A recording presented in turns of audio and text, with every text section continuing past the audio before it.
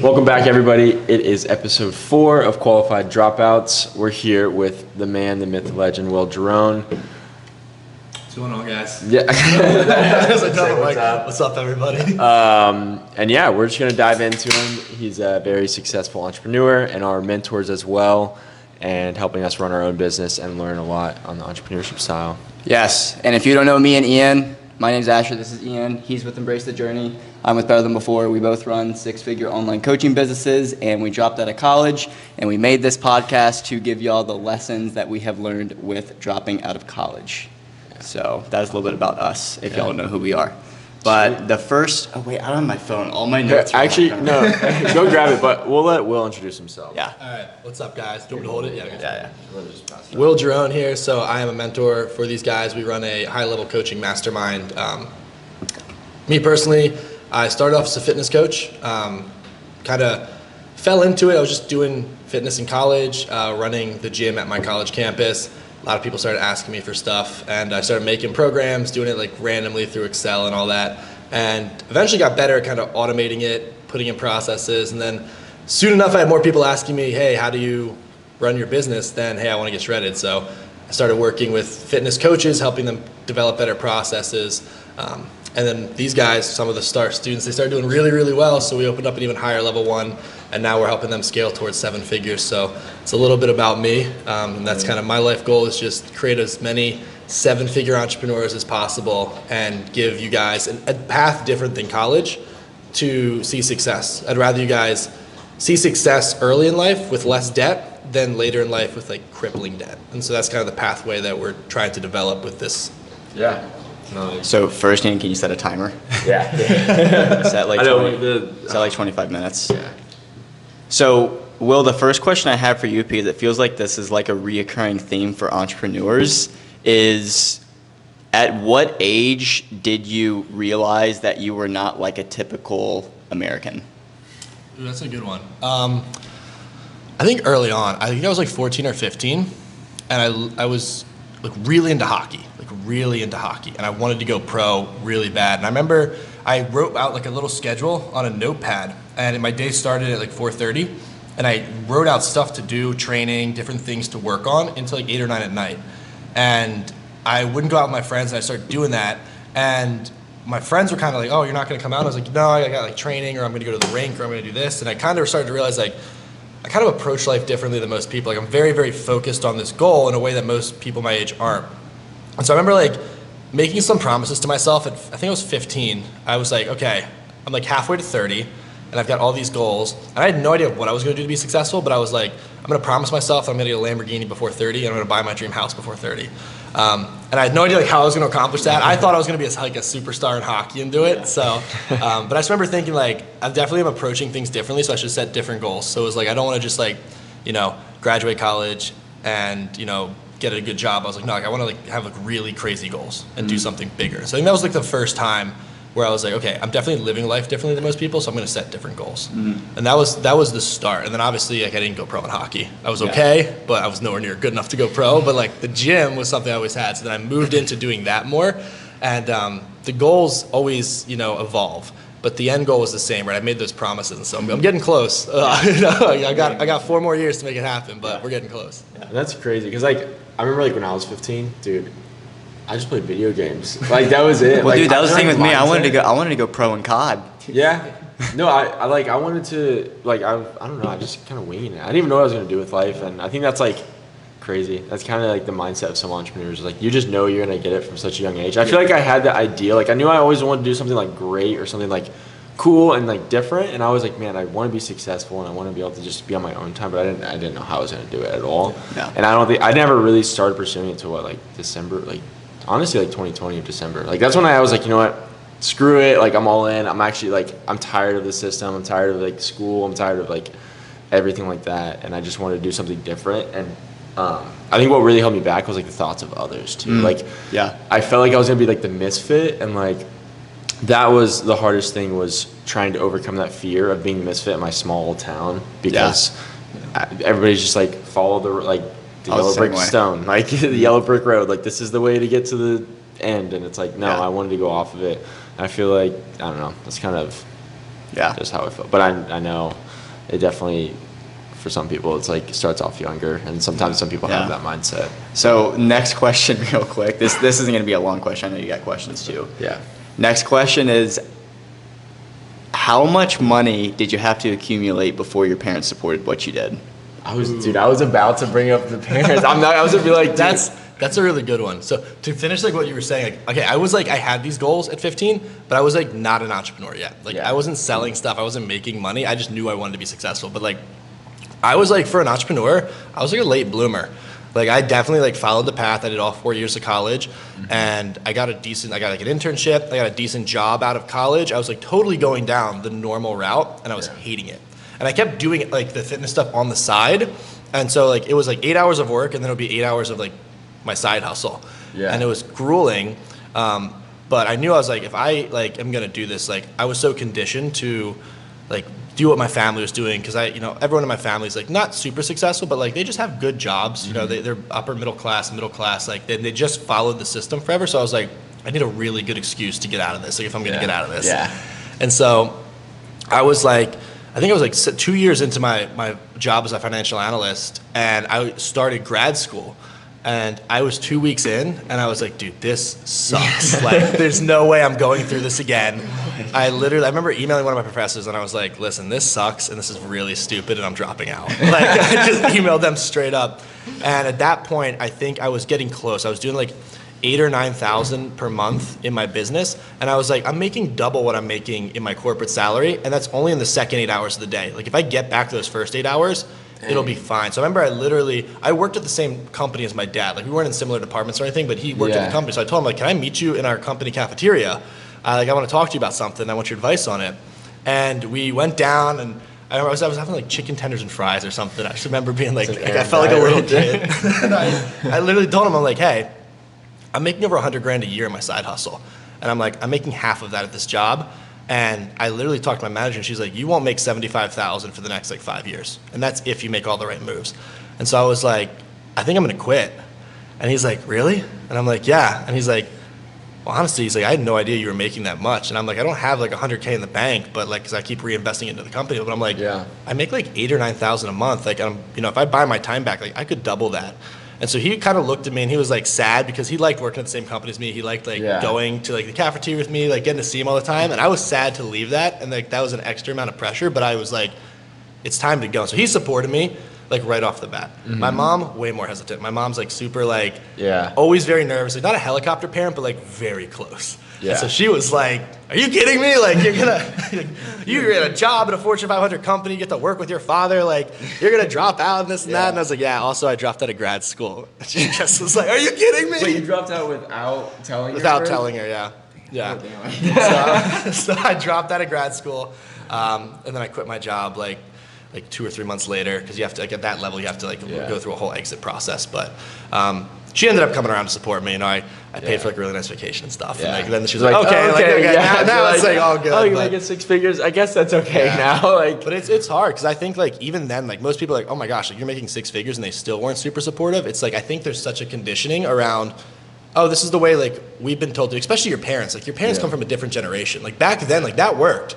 Like you get a job, you buy a house, that house appreciates in value, you're set, like your family's set. Yeah. You get with a good company, you get a good pension, a retirement fund, like that's how you made it. Mm-hmm. And so when you go outside of that nowadays, they're like, dude, you had the formula and you lost it. Yeah. But it's like, that doesn't work anymore. Like the way that we're coming up, like companies have no loyalty to you. Like you don't make more money by staying with the same company. Pensions are even like becoming very like some people are losing pensions. Yeah. Like my dad's in the firefighter, like, and they're like working on like cutting pensions and like trying to make it like less than what they should get, and it's like kind of scary. And I feel like that's like a big thing too, is people are like, when people love the promise of something. Like they know how much they're gonna make that next paycheck. Where like what we do, it's like we could go from a very great month, we're like, shit, this is awesome, we're on the uprise, and the next month it's like, what the hell just happened? We just have like all of our money, we went red, we went like barely made it into the green. But it's totally this false sense of illusion, because like, I was a financial analyst, so I got to see the back end of the company, and I was like, dude, it's the same with Fortune 500 companies. Like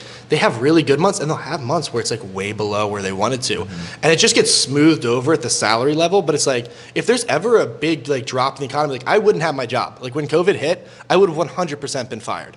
I happened to quit the year before and start my business, and like that just was a blessing because that actually scaled really well into like what happened with COVID. But I would have lost my job. So like you have security in like the good times, but there's no guarantee that there's security in that. No, that's true. I feel more stable like having my own options. And like the more you get into entrepreneurship, the more you realize like there's a lot of niches, there's a lot of industries you can get into, and like as you start to master one, it's like, oh, I can use this money in this one and this one, and you open up your opportunity horizon. Yeah. And there's way more security in that, and having like a hard skill set that you can transfer into different places than just being employed and knowing like, oh, this is how my company does stuff. Yeah, and I think kind of what you said to me the other day with just like investing in yourself and like how like we own 6-figure businesses, but I don't see 6 figures in my bank account. Like all of them, like 80% of my money does go back into the business. Like I have like savings, like I do set aside like a little bit of savings for the future and stuff and like investments and stuff. But besides that, 80%, I was like, dude, all of it goes back into the business.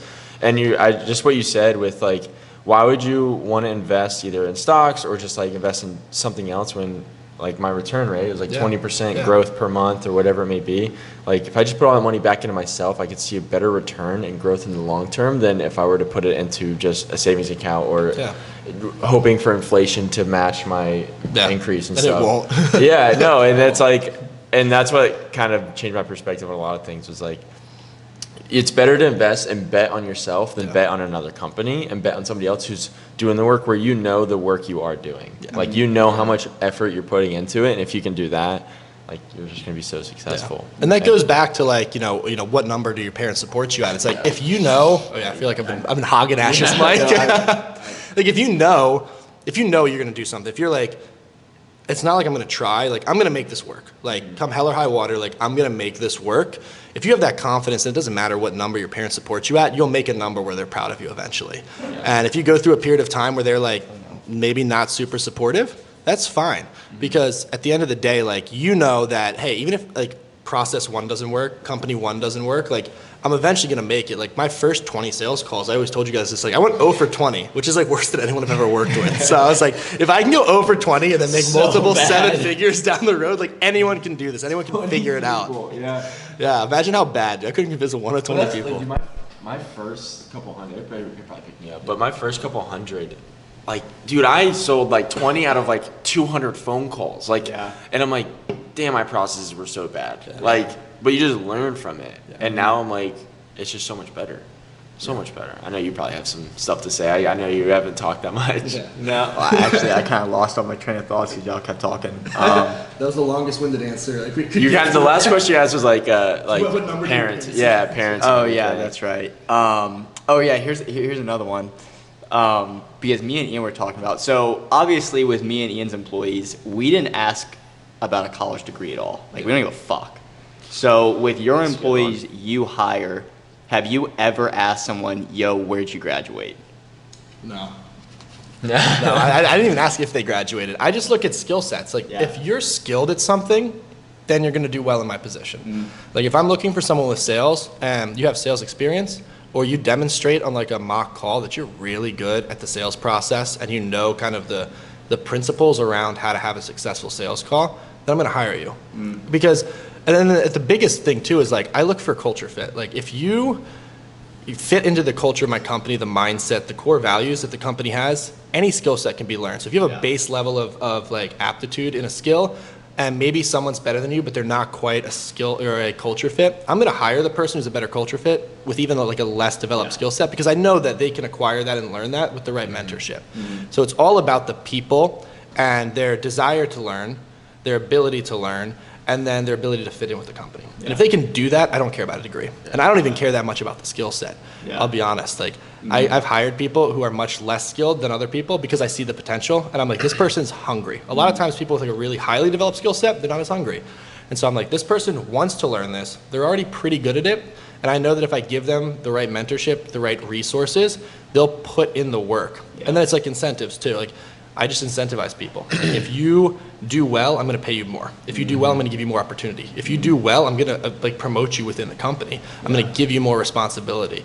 And you know, if you have someone who's graduated, they're like, here's my degree from Berkeley, this is what I do, and you know, I want a job with very strict parameters.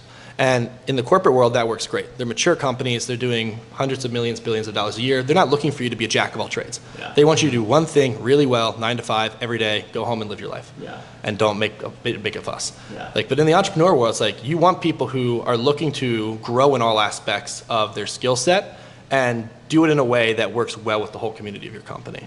So I definitely focus more on skill set and culture fit. I don't think I've ever asked anyone if they have a degree in anything. Yeah. No, and I think something that's kind of relates to that is like, if you really think about it, a Fortune 500 company or any type of business company, whatever it may be, like it's literally been created by one man like us who was like, hey, I'm going to sell this really cool thing. Now to scale, I need to acquire people with skill sets. And I think degrees can show that person or show the owner, hey, I have these skills and these things.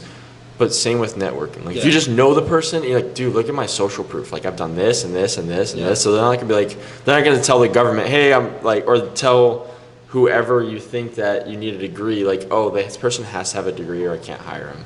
Like it's not like it's run through the government. It's literally run through the owner itself. Like he's the one that decides who he wants on his team. And so, of course, if you want to become a doctor, you need a degree. So I want to make sure my doctor knows how to do surgery, right? But in lawyers and stuff, and to truly study it. But when it comes to like working for a business, like people always go for those business degrees and everything. I'm like, dude, just network and like have a social proof. And I think that's the biggest thing. I think social media has allowed you to create a social proof through that and expand it to other people, and people can check your account and be like, oh wow, like Ash is a cool guy. Like Will knows what he's talking about. I want to reach out to him and talk to him and see if he'd be a good fit.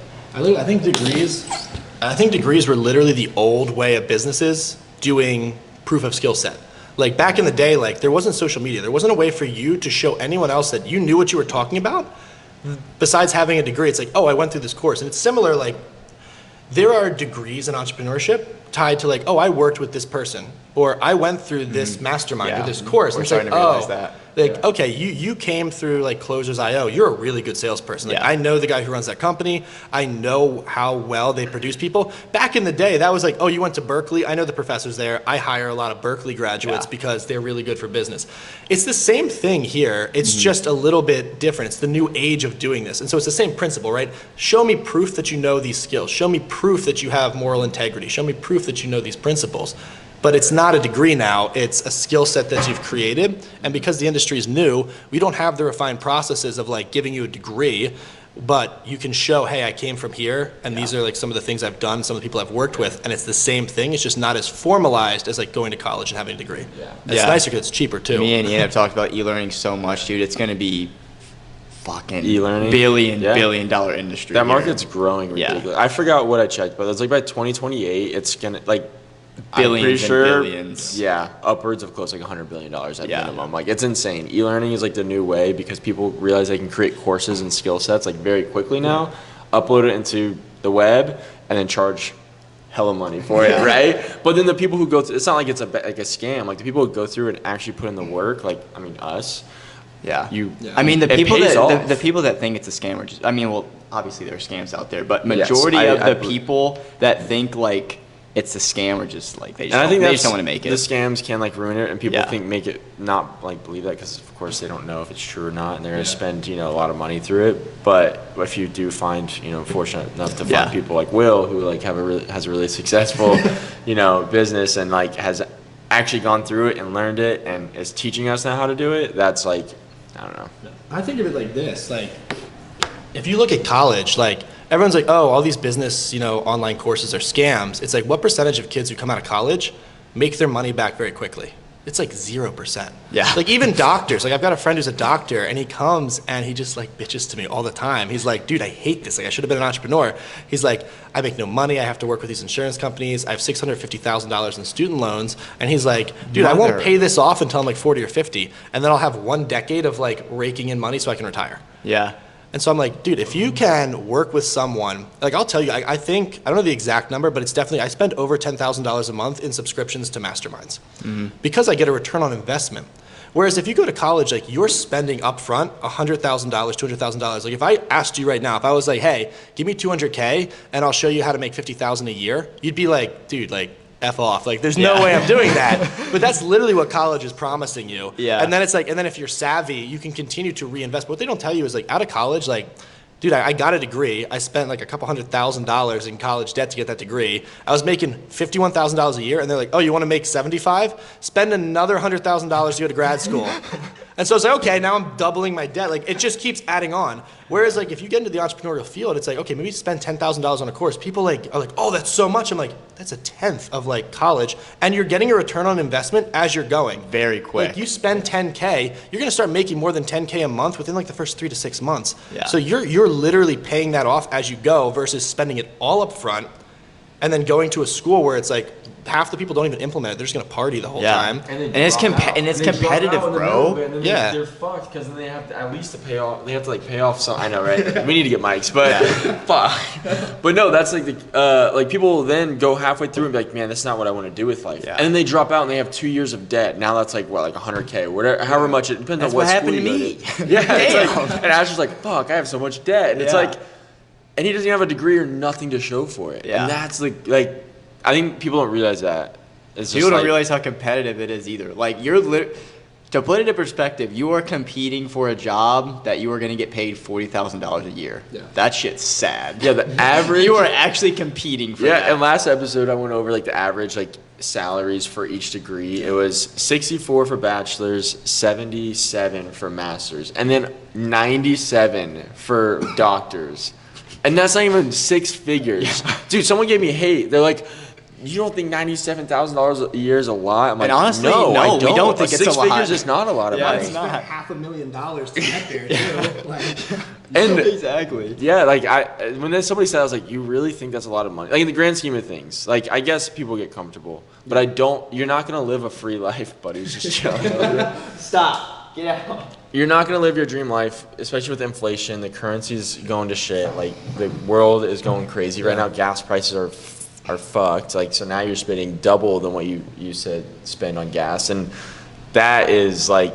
No, 6 figures is not. $100,000 is not a lot of money. And coming, I mean, in the next 10 years, a seven-figure business owner right here. What do you think? It's not a lot of money. And the thing too is like people like first of all, college is a lie. And the only reason why you believe it more than you believe me is because they have more money to market to you. Like at the end of the day, they're a company. They make money.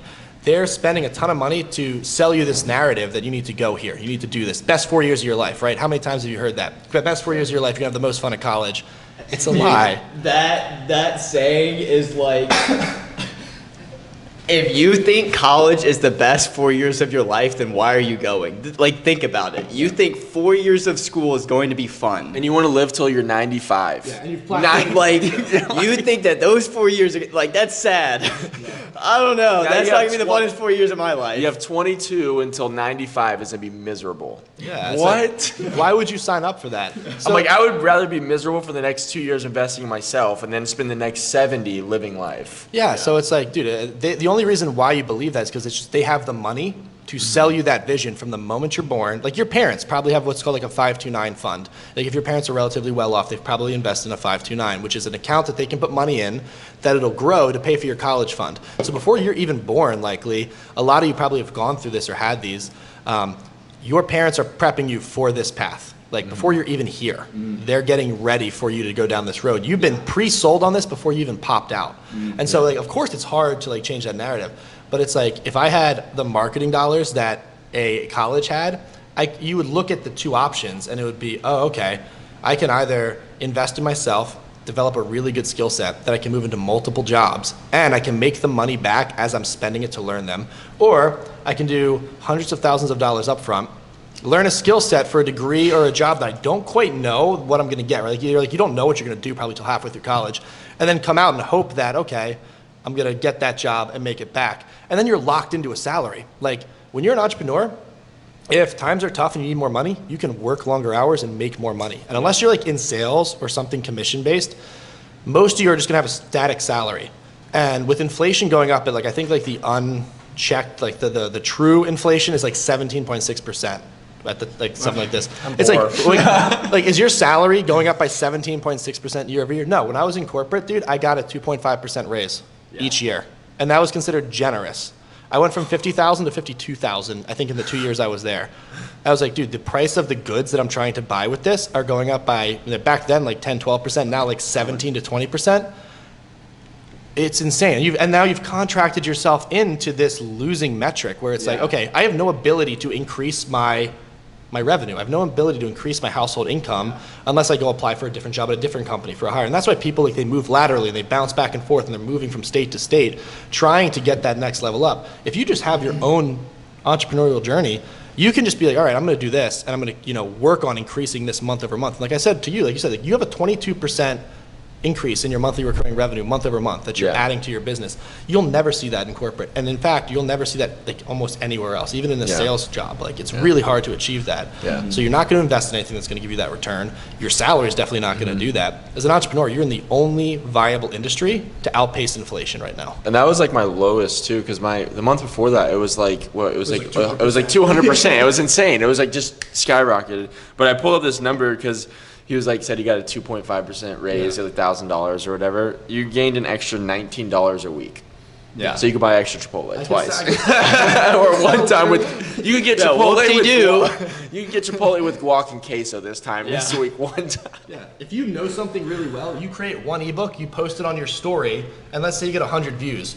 On average, 1% of people will buy from a view, right? So if you have 100 views on your story and you post that ebook for $19, and they're like, oh, this is really cool. And it doesn't even have to be fitness. It could be like, oh, here's how you organize your fridge. Someone sees it and they're like, oh, dude, maybe I'll buy it. $19 isn't that much. You just achieved my entire year of work in one little ebook that you can sell one of a week to your viewership. And that's like if you get 100 views on your story. If you're getting 1,000, 2,000 views on your story, and you can sell a product that's 40 or $50, you're doing like 4 to 5 times my raise, and you're just doing it through your social media. And I don't think people realize the power of social media. They think you need like tens of thousands of followers. I'm not gonna lie, one of my best months, I made more money and I had 2,000 followers, not even. And I had barely any followers on TikTok. Like, people don't realize the numbers. Like, if you really you only have like 10,000. Like, you don't need that many followers, but that's like the biggest. I mean, you were showing us that guy that has 3,000 followers, and you said he's doing 120 a month. 120K. Oh no, that's in fitness. He's in fitness. The guy who I showed you is in real estate. I think he does like 2 or 3 million a year, and I think he's scaling very quickly towards like 10, and he has 3,000 followers. And it's not about the amount of followers. You can have a ton of followers, and it actually makes it harder because they're not qualified leads. If you have qualified leads, like there's in the entrepreneur world, there's this common metric where they said if you have 1,000 true fans, you'll make $1 million. All you need is 1,000 people who really believe in your product and want to purchase it.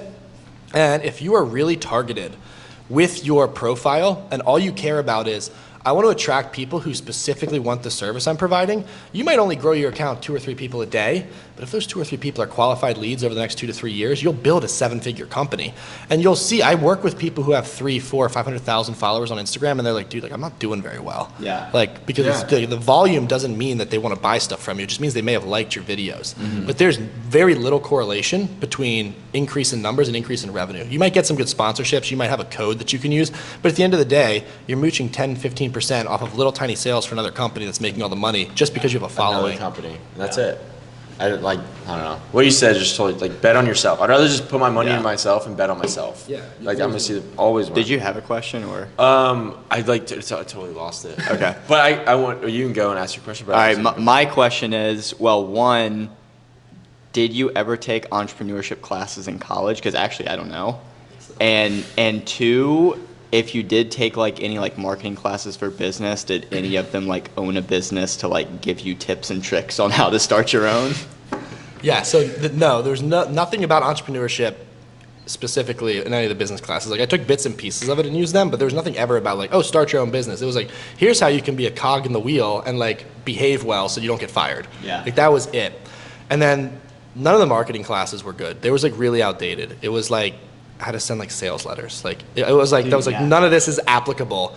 The only courses I ever got any value out of were investment courses. So in my finance classes, there was like investment 1, investment 2, and it taught me a lot about the stock market and just that entire ecosystem and how you can utilize that. And I don't actually use it very like the way that they do. I don't put a ton of money into like mutual funds and into single stocks or blue chip stocks or anything like that. I tend to just have like a base portfolio of like some mutual funds that I'll throw a little bit of my money into. But at the end of the day, that money is kind of like my security buffer, where it's like, okay, I've got this and it's tracking well. But I ended up putting more of my money into like life insurance and policies like IULs, things that like I can put a balance in and it accumulates a cash value, and that cash value grows with the market and it's less volatile. But that taught me a lot, like those investment classes. I got a lot out of those. Yeah. So if you are in school, before you drop out, maybe like take investments 1 or 2 or whatever the equivalent is at your college. Yeah. Those will be the best classes. Like that you actually are getting your money's worth for if it's a good professor. That kind of leads to my next question is, since being a 7-figure business owner, I mean, obviously you're doing very well. Like what is your purpose? Because obviously, I mean, you're probably at a point where money, like sometimes you don't need to think about it. You kind of do your thing, you know what you're doing, and you just kind of go on with life. You have like family and everything, but like, what is your purpose? Because that's a big thing. I think a lot of people think that they get like, I need $1 million, I could retire, or I need this, and I just retire and not work ever. But you find that a lot of people will make this money, or they own 7-figure businesses, and they just keep going. And it's like, why? You could retire. Yeah. I mean, first of all, for me, I like to see progress. I think that at least for me personally, my anecdotal experience, my equation for happiness is have a goal, write out, basically a strategy to get to that goal, and then implement those things on a daily basis so you can see progress. Mm-hmm. And as that progress continues, it builds momentum. And momentum towards a goal that we want gives you fulfillment. And that fulfillment is that feeling of happiness. And it's not the end goal. Yeah. Like getting to the end goal, like doesn't provide you all the happiness. Like I really wanted to have a sports car. And it was like in my like 2nd or 3rd year making $1 million, I finally went and bought it. And it was really fun, and I love driving the car. I love driving. You need to tell that. Yeah, after this, you gotta tell a story about that.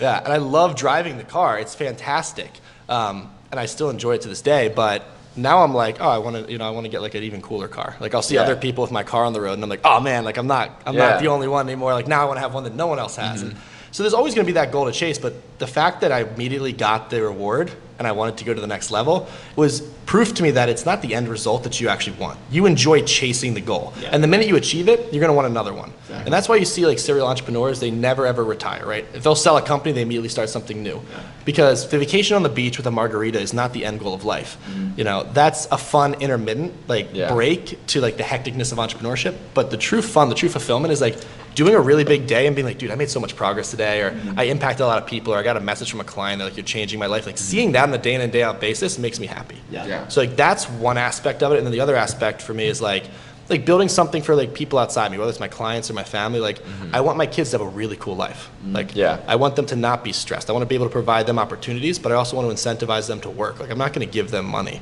Yeah. I'm going to say, hey, like, you have an idea, I'll help you start, and then you can build it off of the money you make from it.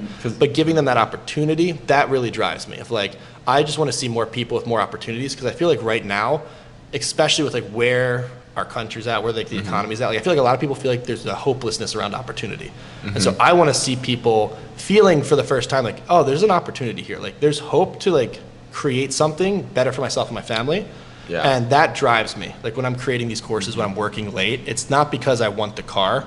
Like that's a really cool side metric that I like to like chase, but it's the fact that like, dude, someone out there right now is like in their house and doesn't even know that like my course is gonna pop up in front of them like in a year or two, and it's gonna change their life. And right now they're really depressed and they're hopeless, and out of nowhere that life's gonna be changed. That was it, dude. That was really us. Literally, like I would have never. And now we're doing the same thing. Yeah, I would have never in my life taken I would not be where I'm at now without like the opportunities I had and the courses I've taken and everything, and I actually took the chance and the risk because I totally quit my job, no income. I was like, fuck yeah, I'm all in, no clients, and I just knew I really wanted to do it. And I just literally dropped out, quit my job. That was it was decent money, but it was shit money. Come on. But it was safe money. Yeah. That's what it was, safe money. And I like did this opportunity, and kind of go back to what you said about like creating like the experiences for other people, or giving them opportunities and stuff. Like I just coached my first prep client, Steven, and like his like transformation's insane. Like we went from straight dad bod, he has 2 kids, family. Like he literally told me yesterday, he's like, dude, I didn't think I'd ever in my life ever step on stage. And he's like, I didn't think I could do it. And he's like, it taught me more than just like that. He's like, it taught me more to be a better father, a better husband, like so much more in life, dude. So it's cool. Like, bro, it's insane. It makes me emotional right now because it was like the talk we had was just like insane. And I coached him for free. Like, I literally took him the whole prep for free, and he's like, 10 months just grinded, and he just stepped on stage. It was like insane. And yeah, he was like so like emotional and stuff. It was cool. It was a cool talk, and that was more fun than making money. I didn't care about making money. I was like, I don't No care. car you buy will ever make you want to do your job more than an experience like that. Like, you'll buy the car, and 2 months later, you'll be like, it's not a driving force in my life anymore. But you'll always remember Steven in that story when you go back to your why. It's like, why am I doing this? It's like, dude, I want to impact someone like that again. Yeah, no, I agree. All right, so let's hear the story. Me and Ian have already heard it, but everyone needs to hear it. The story of you getting turned down to buying a C8. Yeah. So I love this. I really wanted to buy a C8. They were like, I guess there wasn't a lot of them because there was like chip problems and they couldn't get stuff in. But I had this thing on my vision board since I was like a kid. Like back in the day, it wasn't even the C8. It wasn't out yet. It was like just those Corvette Stingrays. Yeah. And I remember I would go to car shows and see them. And I was always like, this is going to be my sports car. Like, I'm going to get this one and then I'm going to get a Lambo. And I put it on my vision board year after year after year. And when the C8 came out, I was like, that's it. That's the one I have to have. And I was like, all right, like, I'm going to make this happen. Like, if I hit these goals in my business this year, like, I'm going and buying one. Mm-hmm. And so I finally hit those goals, and I started contacting some dealerships, and one of the guys was like, dude, we have one in stock today. That's it. Like, it's the last allocation we had. It's the last one. He's like, you can come in and look at it if you want. And I was like, okay.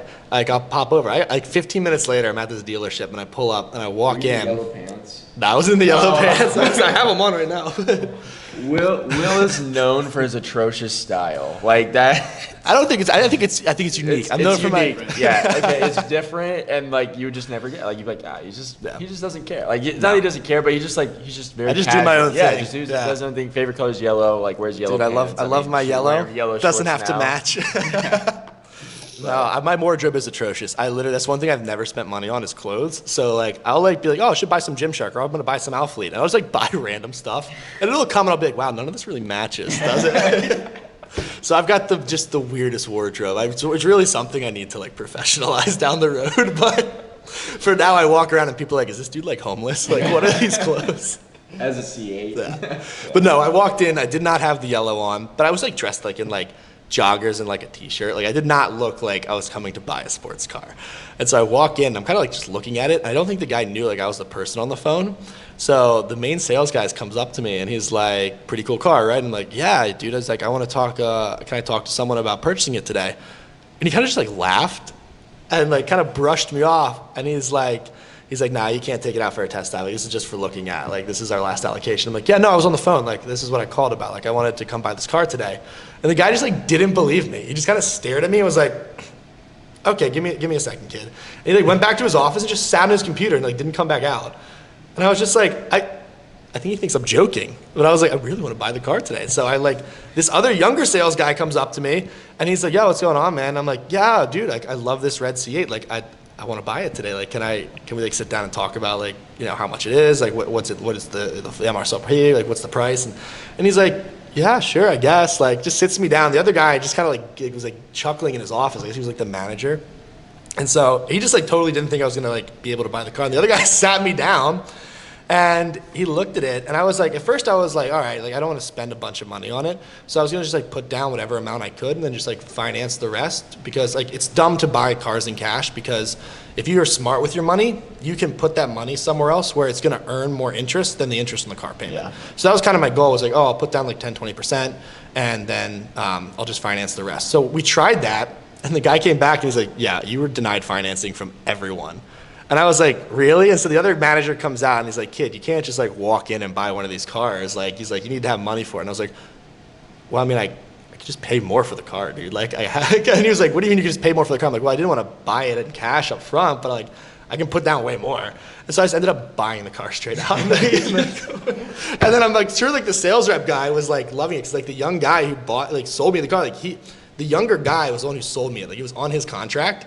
So like, I'm 100% sure like he got insane commission for that. And the older guy who probably ran the dealership was like, oh man, dude, like that was my most expensive car on the plot. And I gave it to like my like trainee salesman who signed it, because I didn't think this kid was actually serious. I think it's just like, you're just like, fine, I'll just wire you. I'll just buy it. Like, I have the cash. Yeah.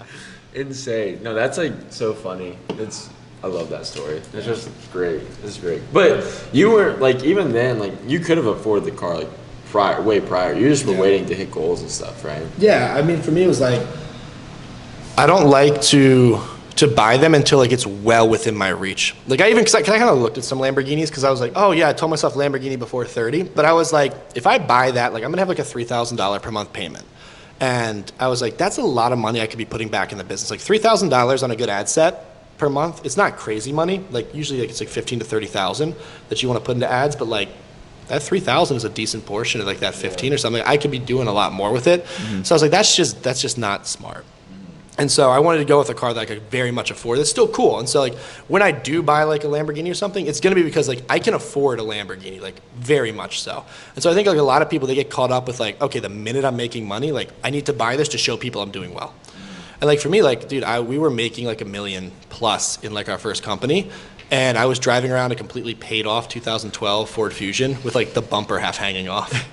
And like, I will say like, I'm not a fan of doing that forever because I think energetically, you feel really on top of the world when you do buy that dream car, when you do drive around. Like it's like almost like giving yourself self-respect. It's like, hey, like I'm not the person I used to be. I am ascending to like a higher me, and like I want to surround myself with things like that. So like it's probably I should like buy myself nicer clothes and like give myself like a nicer outfit. Like that's something I should invest in. I think it's a little bit like the old me being like I'm still like, you know, the college kid at the gym, like and I kind of still identify with that past self. And so like to get to that like next level, like those are things that like I've seen. Like when I bought that car, the opportunities I started seeing myself get into and just the confidence that I held, like it went up because I was like, dude, like I kind of feel like the shit. Like I'm driving around this, I feel awesome, and it's like it's proof that what I was doing was working. And like at the end of the day, like I was fulfilling the promises that I told myself. And when you feel like, hey, I gave myself a promise and I'm fulfilling it, you feel like a lot more powerful. So I think like if you have the ability to buy the car and do it comfortably, where it's not like a stretch on your finances, do it. But if you're not there yet, don't feel like you have to prove a point. Yeah. There's definitely a wrong and a right time to buy these cars, but I think if it's something you like, go for it. And it might not be a car. For you, it might be like a paddock or like, just something random. But if you have something that you feel like is something you really want, that's a status symbol that means something to you, don't get shamed out of buying it because you're like, oh, you should stay humble, stay on your grind. But just buy it at the right time because there's pros and cons to doing it and not doing it. That was a big thing for me when I bought my car. I was like, fuck, am I like doing this too early? But like, I really think I earned it. Like that was a big thing for me because at the same time, I like wanted to like show that like I was successful, but at the same time, like fuck, like I really want to start buying stuff like this because I'm trying to live this life. It's not really because of other people. It's kind of the battle I fought when I bought my car. Granted, I don't have $200,000 car either, but But no, I think like we put all of our money back in our business. Yeah. Like I feel like I live very, very minimal to everything. We buy chicken and rice. Like my groceries are like my fun meal is mac and cheese. Like that's like we don't really go out to eat often. Honestly, this week is the most I've gone out to eat in like a while. And I think sometimes it's like very important to buy and show that you can afford something and like, okay, I've worked for this much and like I'm doing something and not just like feel like you're just stuck and just stacking cash and everything. But I wanted to talk about you and Maria a little bit. So, well, first a little backstory. So Will has a kid on the way. Super, super awesome. But in the future, me and Ian are going to fly out to Huntington Beach, have a podcast out there with him and his wife because his wife is very successful. My wife's way cooler than me. Maria's sick. I hope she watches this podcast. But so I know she was like your kind of like high school sweetheart, but like more of like a college sweetheart. But when you met her, were you like, fuck, this girl's more successful than me? Or did you think that y'all were on the same level playing field? Dude, when I met Maria, we were both broke. Oh, really? Like, both broke. Yeah, we were 18, freshmen in college. We met at the freshman dance. And I was like this like scrawny little kid, like $135, like getting into the business world. Like I just started working out, like just started to kind of create content around it. And she had like lived in Ohio her whole life. Like this was the local school, like this was the town school. And she almost didn't go. Like she literally was thinking of just like not going to school. And so she was like, all right, I'm gonna go. And just like try it out. We met like day one, and we like hit it off. And I was like, oh, I'm not dating anybody. Like I was like, I'm here to focus on my goals and this and that. I was like out the window day one. I was like, yo, this girl's awesome. Like I'm totally dating this girl. And but we were both Married broke. and a kid now. Yeah. We were both broke. Like we both started from the bottom. Like her first job was this shitty data entry job at the school where she literally had to take people who filled out flyers for like the school retreats. And she had to fill out flyers from the school retreats. They'd fill it out by hand, and she had to take these things by hand and type them into the system because they didn't do e-flyers back then. It was all like write your name, your phone number, all this. So she would go through a stack of like 1,000 and type it into a computer in a janitor's closet. Wow. They put her in a janitor's closet, and her desk was like on like a fucking like little like side desk thing, and she'd just sit in this closet with one light closed in. It looks like Harmosi's office, except even worse. And that was her job. That was her first job. And I worked 3 jobs the whole time because I was like helping her because she was like running out of money to pay for college. So I was like, all right, I'm gonna like buy your groceries. Like I'll pay for all your stuff while you like also work your job. And like in the beginning, like, we were just working minimum wage jobs and doing as many as we could and like kind of just hustling together. Like we always kind of had that mindset of like we're just gonna work harder than everybody else, but we didn't even know where we were going. So I was like managing the gym. I was the manager at like the local restaurant for the school, and then I was doing my Iron Family clients on the side, like building out that portfolio. And she was doing this data entry job, and then she started getting into like web design and marketing. And she has this really cool metric that she shows all her clients. She's like, I started my company in 2016. I think we both LLC'd our companies in 2016. Yeah. She might even start. She might have been like 2013 for her. Yeah. But she's like, dude, year 1 I made like $69, and then year 2 I made like 300. These are random. These are probably not the right numbers, but it's like the idea. She's like, year 2 I did like 324. Year 5 I did like 8,000. She's like, if you've done $10,000. She's like, I'm like a multi-7-figure earner. If you've done $10,000 in your first year, you're 3 years ahead of me. Yeah. Like that's how long it took to start up. So we both started completely broke, no idea what we were doing, but we just had this kind of like, we got each other's back. Like in the beginning, I put all of my money into her company, like everything. Like I would make all this money. I would buy all of her groceries. She'd always eat at my house, like just because I wanted her to spend every dime she had, like reinvesting in her business to start to grow it. And it was like a graphic design thing that she literally started by doing like websites for local like Christian community stuff. So that's literally like, and now that's like a multi. Yeah, I mean, so now she went from doing the web design to got really good at doing the web design, and everyone started asking her, how do you get clients? And so that's when she came up with her main flagship program, which is Get Clients Now, which is, okay, I'm going to show you guys how to get clients now, because that's what everyone wanted to know. Like, I struggle to get leads. Yeah. So she's like, I'll help you guys acquire leads and turn them into sales. Yeah. And so then she grew that to now, I mean, the Facebook group's like 250,000. She's got 10K on YouTube, thousands on Instagram, and just is one of the most well-known authorities. Like she's way cooler than I am. Like, just like she's way more. That's why we want to get her on here. we had to settle for Will, but I'm like they couldn't afford Maria, so I came in. I was like, but no, awesome. she's like I don't want to say she's my idol, but like no, I look up to her. Like she's definitely like a step above me in business, and so I take a lot of advice from her. I'm much better on like the back end stuff, but like just the marketing and sales, like she's like one of my business icons that I look up to. Yeah, but I think you guys have different like assets though and skills too though. Like when talking to both of you, I think you guys like, I don't know, I think you guys are still like on the same level. Yeah, we're perfectly inversely related. Yeah. What I'm really good at, she struggles really hard with. Mm-hmm. And what I struggle really hard with, she's really good at. Yeah. So it makes that perfect dynamic where I'm like, hey Maria, like, can you help me with this? And she's like, you need help with this? It's so easy. I'm like, yeah, that's why I need your help. Because I'm like, it's not so easy for me. No, that's cool. That's really cool. I think it's like cool seeing you guys' relationship, how you guys are both like grinding and like you guys both are just doing your thing. Dude, that's the way to a good relationship is like you got to stick it out with somebody. Like we weren't like two like hyper successful entrepreneurs who met and then we're like, let's like be hyper successful together. Like, no, we were both just like two kids with a dream, and we stuck it out through like thick and thin, like through a lot of stuff that people probably would have broken up over or like separated because like we just like you know what, we're working so hard and like I don't like the like society's rules of like, oh, you need to break up if this happens. Like if you guys are disagreeing on these things, like break up. I was like, no, like let's figure it out. Like you put so much time into this stuff together, business and relationship alone, that it's like, why would I like just like throw in the towel after 6 years of doing this over something if I'm just gonna do it with someone else and these same problems will arise? And that's why I feel like I've carried in my relationship was like my mindset of like figuring out problems, like finding solutions rather than just like, people break up over the stupid stuff and like people like get in fights over stupidest, like the littlest things instead of just asking simple questions like, okay, like why do you feel this way? Okay, what can we do to like make this change? Like don't get mad, just like what happened, and we can just break it down step by step and figure out what the it's gonna sound corny, but it's like I feel like we approach our relationship like how SEALs approach training. Like it's like what's the characteristics of like a top tier team? It's not the most skilled or the strongest people. Like they look for the people who will do anything to get each other's backs and can communicate very well. If you want an A team as a SEAL, like you're highly communicative, you're smart, and you're willing to go to just insane lengths to back up your teammates. And that sense of loyalty, it's built by, like, that's why their training's so intense, right? You build that loyalty, that connection with each other by going through hell and back and just getting the shit beat out of you over and over and over again. So, like, starting businesses together, going through ups and downs financially, going through times where you are agreeing with each other and everything versus times where you guys are fighting over everything. Like, that's going through hell and back. That's what builds the loyalty.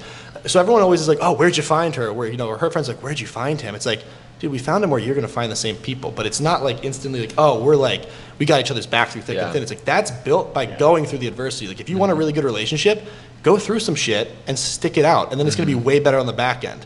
And I can tell you, there was literal times where we were like, dude, this isn't going to work. We're going to get separated. But we stuck it out, and then it got so much better, like 10 times better. So every time you go through one of those iterations of like, fuck, this sucks, and you get to the other side, it's like 10 times better. Then people can't relate to you because then they're like, how do you guys have such a good relationship? I'm like, dude, I went through 10 cycles of like thinking this is over to get to here. And it's like, until you do that, you can't understand the level of like connection you have with a person. And I feel like we're still young, but I feel like we're at a point where it's just like, dude, we will go through hell and back through anything. And we'll stay together, like, because, and hopefully this doesn't like show up 10 years from now, like it's like a total blooper. No, I just like, we have that mindset of just like, we've got each other's back through everything, and it comes from like going through hell together and coming up together. Shoot, I'll tell you what, going through prep with Aaron, I'm not gonna lie, that taught me a lot, and it's just like, it is challenging, and I mean, I think there was like she's happy now, no, for sure. And you can definitely see like a decline in the relationship when one person struggles and it's like very like negative and stuff. But I feel like it's kind of like a slingshot too, where it can catapult the relationship to become like so much more strong and just like everything like that. But I did have one question wait, before we should probably restart it. Has there ever been with you and Maria like ever like a competitiveness with like how much you guys made, or like how much you like would one make more than the other? Or do you feel like there's any type of like tension there? Because I feel like a lot of people when they get relationships, and you're both entrepreneurs, it's always like that like touchy, like money's a touchy subject. I feel like, and this isn't like, I hope this isn't touchy, but kind of question. Definitely, it's an interesting. It's come in like seasons. So when I was leaving college, we had this discussion. And Maria had a little bit more momentum in her business than I had in Iron Family. And so we were like, if we both try to do our own businesses right now, it's going to be unlikely that both of them will succeed. We don't have enough stability, enough income. We need something out of college. So I was like, listen, you've got the momentum. I'll get a corporate job. I'll suck it up. And I literally said, I'm going to do it for 2 years. Ended up doing it for 2.5. Took a little extra longer. But I was like, dude, I'll suck it up. I'll do it for 2 years. It'll get us the benefits. It'll allow us a stable income, and that way you don't have to worry about using your income to pay for our bills. I'll pay for the bills, I'll cover our food, our rent, our cars, our health insurance, all that stuff with my corporate salary. And I'll work on my business on the side while you work on yours full time, and that'll allow yours to scale. And so in the beginning, it was tough for me because I was going to this corporate job where it was just soul sucking, and I was watching her climb and do exactly what I wanted to do. And it was very much like I was giving up my dream for her to achieve hers. And so there was definitely times I was like, fuck, dude, like this kind of sucks. Like, but I knew the end result was, and I trusted her. I was like, I know when we hit this metric, because I was in the back end of the business. I was doing like a lot in the business as well. So like, I knew when we hit this metric, like I was going to be able to leave my job and start pursuing my dream. But I knew also that like, dude, I sacrificed like 2-3 years of growth, in my own goals to help her achieve hers. And so there's never times where I was like super resentful, but I was definitely like, I wouldn't say bitter, but I was moody. Like there were times where she could just tell I was just grouchy. I don't think I was ever jealous because we always share everything. We split everything 50-50. We always were supportive of each other, but it was hard watching her, especially like the accolades. Like I love when people come up to me and they're like, dude, you helped me in this and that. And seeing her get to live that on early, it was hard for me to be like, dude, I'm this nobody in a corporate, like busybody job, no windows, these like neon lights beating down on me every day. And like, she's living her dream. But I knew like, dude, I'm doing this because first of all, you've got to focus on one thing to make it grow. And this, me taking the corporate job and focusing on this business first is allowing it to grow. And then, when we started making $20,000, $30,000 a month, she's like, let's just like retire you. Like, let's pull you out.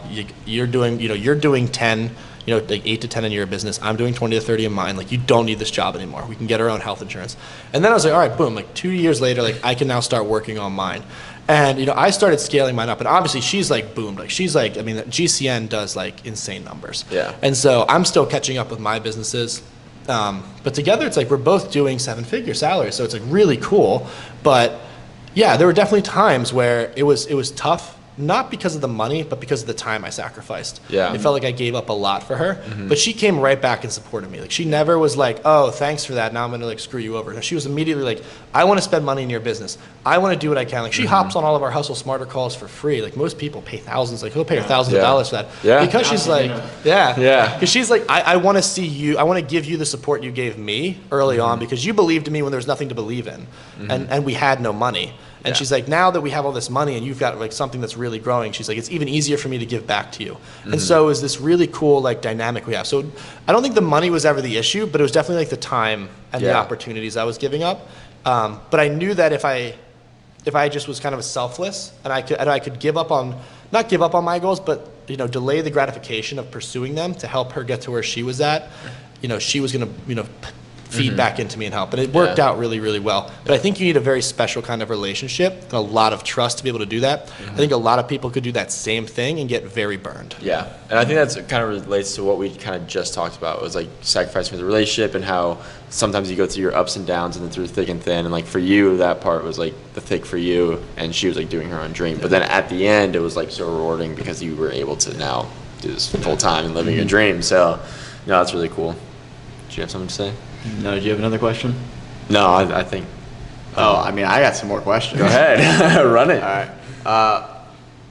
So, just on the topic of women, since we're on the topic, what's like a quality of a girl? Obviously, you're married, so you haven't dated women in a very long time. I haven't dated since before Tinder. Yeah. I was never in the dating scene when Tinder was around. Let that sink in. So Tinder's dangerous.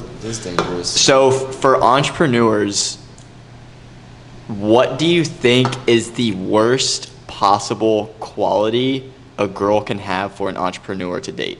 Or vice versa. Like Yeah. a girl dating a guy too. Exactly.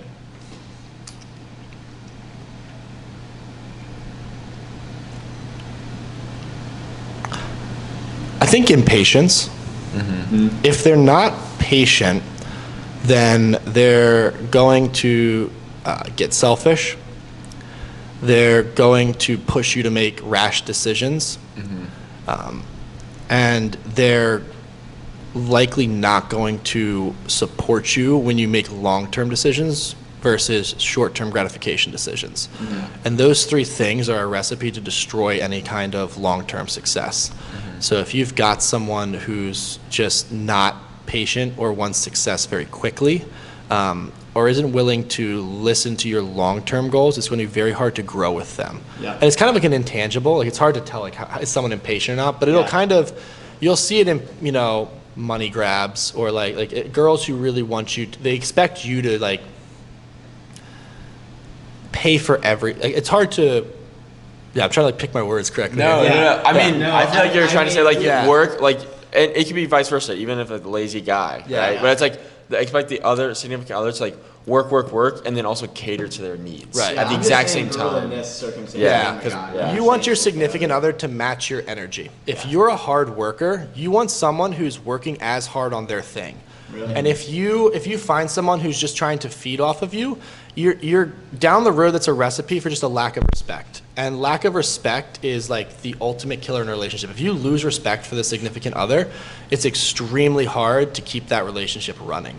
But if you're both really dead set on achieving something fantastic, both for yourselves individually and together as a couple, that's going to carry you through a lot of shit. Because a long-term vision is going to get you through the short-term bumps. But if you're always focused on just like, dude, I want this now, that short-term bump seems like a mountain. When in reality, you're looking at the long-term, you realize it's just a tiny little hill.